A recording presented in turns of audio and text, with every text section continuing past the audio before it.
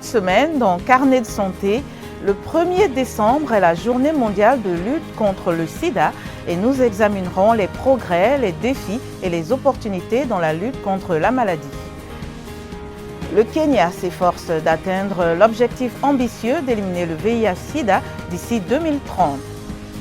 Ensuite, une interview exclusive avec l'ambassadeur John Nkengasong, coordinateur des États-Unis de la lutte mondiale contre le sida. Enfin, dans la rubrique Focus sur l'épidémie, l'Afrique de l'Ouest lutte contre la diphtérie, tandis que la République démocratique du Congo fait face à la variole du singe et que le Zimbabwe lutte pour contenir le choléra. C'est dans cette édition de Carnet de santé.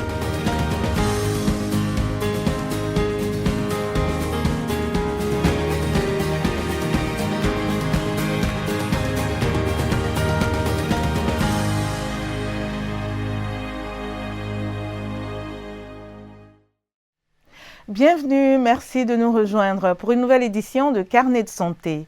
La première journée mondiale de lutte contre le sida a été commémorée il y a 35 ans. Cette célébration mondiale offre une plateforme le 1er décembre de chaque année pour sensibiliser au VIH et au sida et montrer un soutien à ceux qui sont touchés par la maladie. Le thème de cette année est 35e journée mondiale de lutte contre le sida. Souvenez-vous et engagez-vous. L'Organisation mondiale de la santé affirme que le VIH a coûté la vie à plus de 40 millions de personnes dans le monde et demeure un problème majeur de santé publique à l'échelle mondiale. Bonne nouvelle, les décès liés au sida ont chuté de près de 70% depuis 2004, année la plus meurtrière, et le nombre de nouvelles infections au VIH est au plus bas depuis les années 1980, selon l'ONU-SIDA. Les données de l'OMS révèlent qu'environ 39 millions de personnes vivaient avec le VIH à la fin de 2022, dont les 2/3 en Afrique. Partons au Kenya, où 1,4 million de personnes vivent avec la maladie. Ce pays d'Afrique de l'Est a fait des progrès significatifs au cours de la dernière décennie dans la réduction du VIH. Le Kenya vise à éliminer l'épidémie d'ici 2030. Juma Majanga en parle depuis Nairobi. Dans le quartier de Dandora à Nairobi, nous allons à la rencontre de Lucie Wanjiku sur son lieu de travail.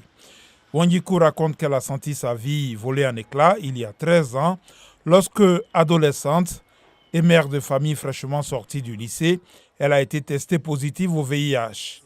Tragiquement, son enfant est mort 2 semaines plus tard. Malgré cette perte dévastatrice, Wanjiku a recollé les morceaux de sa vie et des années plus tard les a utilisés pour créer Positive Young Women Voices. Cette organisation communautaire défend et soutient les filles et les jeunes femmes touchées par le VIH dans le bidonville où elle a grandi. Nous voudrions avant tout que les personnes vivant avec le VIH se valorisent et restent sous traitement, qu'elles vivent pleinement leur vie. Ne vous servez pas de cette situation comme une excuse pour ne pas réaliser vos rêves ou atteindre vos objectifs. Depuis la découverte du premier cas de VIH au Kenya, il y a 40 ans, le pays a fait des progrès considérables dans l'amélioration de la prise en charge du sida. Par exemple, en 1996, la prévalence était de 10,3% dans le pays, alors qu'elle est aujourd'hui de 4,9%. Il y a une réduction de la mortalité, une réduction de la mobilité. Nous ne sommes donc plus à l'époque où l'on voyait une personne maigre, émaciée et où l'on se disait que c'était le VIH-Sida. Les gens vivent en bonne santé et peuvent se mêler aux autres sans que leur statut soit connu. Sur les 1,4 million de personnes vivant avec le VIH au Kenya, 1,1 million suivent une thérapie antirétrovirale et 73% d'entre elles parviennent à une suppression virale, selon les données du ministère de la Santé du pays. Les nouvelles infections ont diminué de 78% et les décès liés au sida de 57% au cours de la dernière décennie. J'ai fait le test lorsque j'étais enceinte de 2 mois et je ne l'ai plus jamais refait. Mais maintenant, à chaque visite à la clinique en tant que femme enceinte ou mère, vous devez vous faire dépister. Cela semble inutile, mais c'est vraiment utile. Cela peut vraiment aider. Et même lorsque vous êtes sur le point d'accoucher, vous êtes toujours testé. Le thème 2023 de la Journée mondiale du sida, célébré le 1er décembre de chaque année, est Let Communities Lead. Le docteur Lynette Juma affirme que les communautés jouent un rôle fondamental dans l'éradication du VIH en Afrique. Le plan d'urgence du président américain pour la lutte contre le sida, PEPFAR, a été créé en 2003. Depuis lors, plus de 100 milliards de dollars ont été investis dans la réponse mondiale au VIH à travers le PEPFAR, sauvant 25 millions de vies et prévenant des millions d'infections au VIH, selon le gouvernement américain. Pour en savoir davantage, nous nous sommes entretenus avec l'ambassadeur John Nkengasong, coordinateur de la lutte mondiale contre le sida pour les États-Unis. Le programme PEPFAR est un grand symbole de solidarité et d'attention du peuple américain envers le continent africain. Imaginons qu'il y a 20 ans, le VIH faisait des ravages sur le continent africain. Il y avait probablement des experts et des médecins qui pouvaient diagnostiquer le VIH, mais c'était la fin de l'histoire, c'était une condamnation à mort.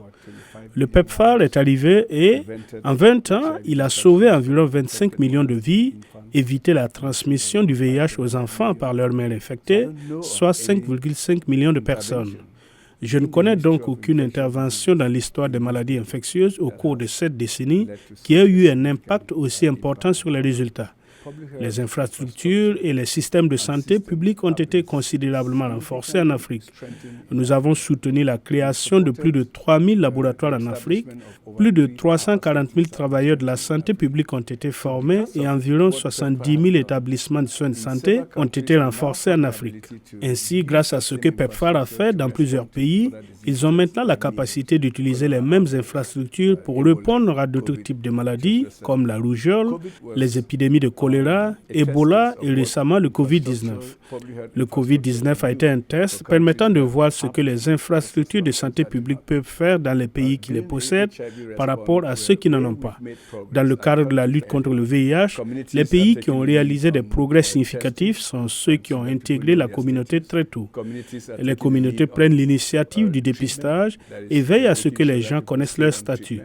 Les communautés prennent l'initiative en matière de traitement, c'est-à-dire qu'elles veillent à ce que les gens suivent leur traitement et qu'elles conseillent et informent leurs concitoyens dans ce contexte de ce que signifie maintenir sa valeur en dessous du niveau de tolérance de la suppression.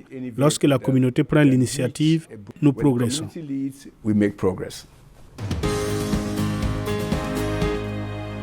Au Mozambique, l'enquête nationale sur l'impact du VIH et du sida en 2021 révèle qu'une femme sur 4, âgée de 35 à 39 ans, est infectée par le virus du VIH. Des associations comme Kindly Muka œuvrent pour sensibiliser et encourager le dépistage et augmenter le taux de rétention dans le traitement antirétroviral. Amaryllis Koulé nous en dit plus. Albertina Tamele a connu des pertes dans sa vie. Son mari est décédé en 1996.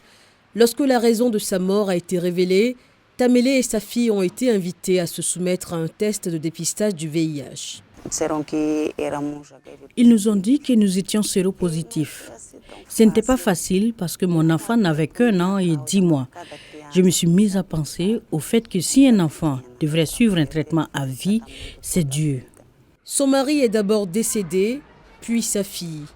Tamele a été diagnostiquée séropositive en 1996, mais elle n'a commencé le traitement qu'en 2004. Elle avait alors une nouvelle relation et un fils également séropositif. Nous suivons le traitement comme il se doit et grâce à Dieu, lui et moi avons une charge virale indétectable. Nous le faisons tous les jours. La prévalence du VIH au Mozambique reste l'une des plus élevées au monde, avec environ 2 millions d'adultes vivant avec la maladie. Selon l'enquête nationale sur l'impact du VIH et du sida au Mozambique, un adulte sur 8 vit avec le VIH. Les femmes représentent 15% des cas.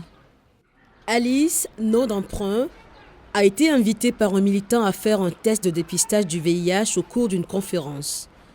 À leur grande surprise, le résultat s'est avéré positif. Elle avait 24 ans. 2 ans plus tard, ses parents ne savent toujours pas qu'elle est séropositive.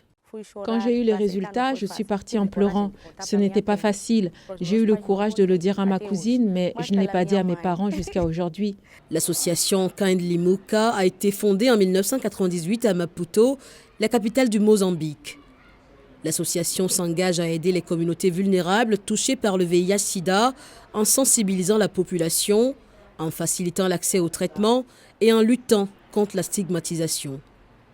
Nous travaillons avec des personnes vivant avec le VIH et le sida, des orphelins et des enfants vulnérables. Nous examinons de plus près ce dont ils ont besoin afin d'apporter ensemble une réponse à leurs besoins. INSIDA 2021 souligne qu'une femme sur 4 âgée de 35 à 39 ans est infectée et que 97,5% de celles qui connaissent leur statut sérologique suivent un traitement antirétroviral. Lanice William est conseillère sur les questions de santé mondiale et du genre. Elle parle de son expérience dans la lutte contre le VIH-Sida aux États-Unis, en Afrique et au-delà.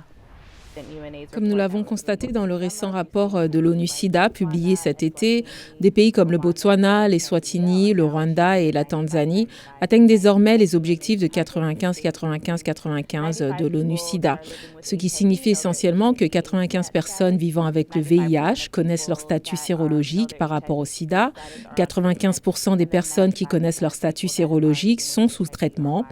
Et enfin, 95% des personnes vivant avec le VIH bénéficient d'une suppression virale.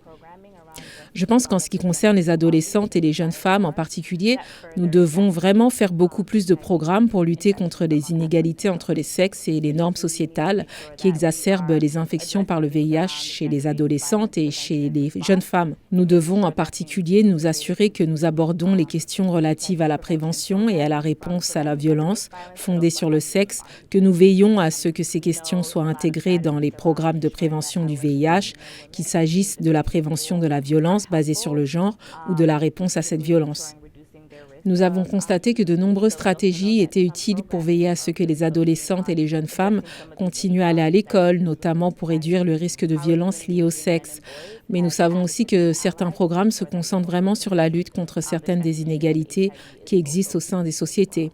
La manière dont vous engagez les femmes et les hommes en tant que défenseurs et alliés pour garantir la prévention de la transmission du VIH est également essentielle. Je pense que ce qui est important pour la prévention, le traitement et les soins du VIH, c'est que les communautés soient davantage impliquées. Et le thème de cette année est « Laisser les communautés prendre l'initiative ». Nous devons nous assurer que lorsque nous parlons de prévention, de traitement et de soins, nous intégrons les communautés. Les autorités sanitaires en Afrique de l'Ouest intensifient leurs efforts pour contenir une vaste épidémie de diphtérie. Le Nigeria s'est lancé dans une campagne de vaccination visant des millions de personnes afin d'augmenter le taux d'immunité contre la maladie. Le Centre de contrôle des maladies du pays a déclaré une épidémie de diphtérie le 20 janvier 2023. Entre mai 2022 et début septembre 2023, plus de 6 000 cas confirmés ont été enregistrés. La Guinée signale au moins 58 décès et plus de 495 cas depuis le début de l'épidémie en juin. La diphtérie est une maladie bactérienne très contagieuse et potentiellement mortelle qui peut se présenter sous des formes respiratoires ou cutanées. Par ailleurs, l'OMS a confirmé pour la première fois la transmission sexuelle du Mpox ou variole du singe au Congo, alors que le pays fait face à la plus grande épidémie jamais connue. Selon l'Agence de santé des Nations Unies, un résident belge s'est rendu au Congo en mars et, peu de temps après, a été testé positif au Mpox. L'OMS affirme que l'individu s'est identifié comme un homme ayant des relations sexuelles avec d'autres hommes. Enfin, le gouvernement du Zimbabwe a imposé des restrictions sur les rassemblements publics et la vente de nourriture alors que les cas de choléra augmentent dans le pays. Les données gouvernementales révèlent que les nouveaux cas de maladie sont passés de 437 à plus de 1200, la plus forte augmentation depuis le début de l'épidémie en février. Notre émission tire à sa fin. Pour plus d'informations et l'actualité, rendez-vous sur notre site web voaafrique.com. Vos questions et réactions sont toujours les bienvenues sur la page Facebook de VOA Afrique. Vous pouvez aussi me suivre sur X, @linormoudou. Merci de votre fidélité à Carnet de santé. D'ici la semaine prochaine, portez-vous bien. À bientôt.